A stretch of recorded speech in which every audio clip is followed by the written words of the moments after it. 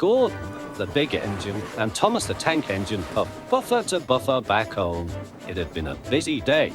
First, Thomas had teased Gordon about the time that the big engine had slid into a ditch. Then Thomas fell down a mine, and Gordon came to his rescue. "Remember, Thomas," called Gordon roundly, "united we stand, together we fall. You help me, and I'll help you." "I'll remember," replied Thomas, "but I hope the Fat Controller forgives us soon."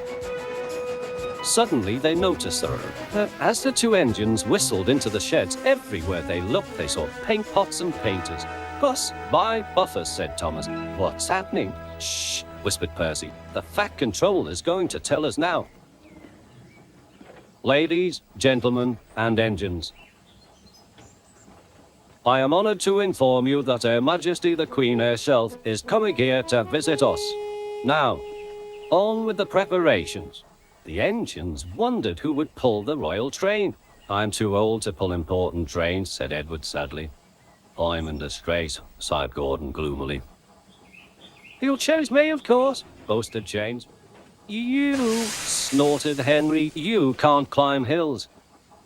"He will ask me to pull the train, and I'll have a new coat of paint."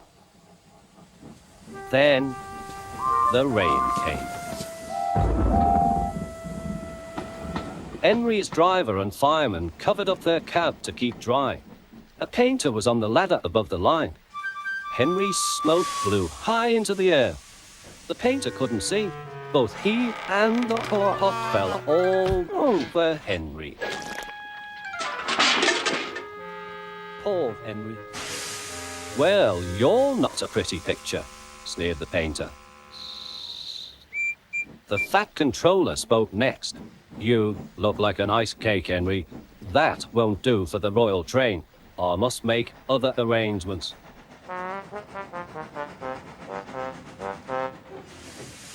Gordon and Thomas were waiting for him. "Please, sir." "Wallace's time," replied the Fat Controller. "Yes, Gordon?" "May Thomas have his branch line again?" I think you are both very sorry and deserve a treat. Edward will go in front to clear the line. Thomas will look after the coaches, and Gordon will pull the train." A great day came. All the engines worked hard, bringing people to the town. Thomas sorted out their coaches in the yard.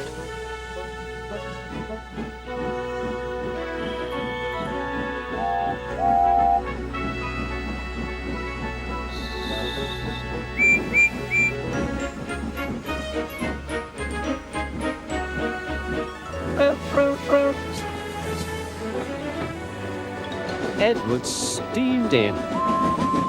"Beep! The Queen is here!" Then Gordon whistled as he approached the station. Everyone knew that sound. The Queen's train glided into the station. Gordon was spotless, and his brass shone brightly.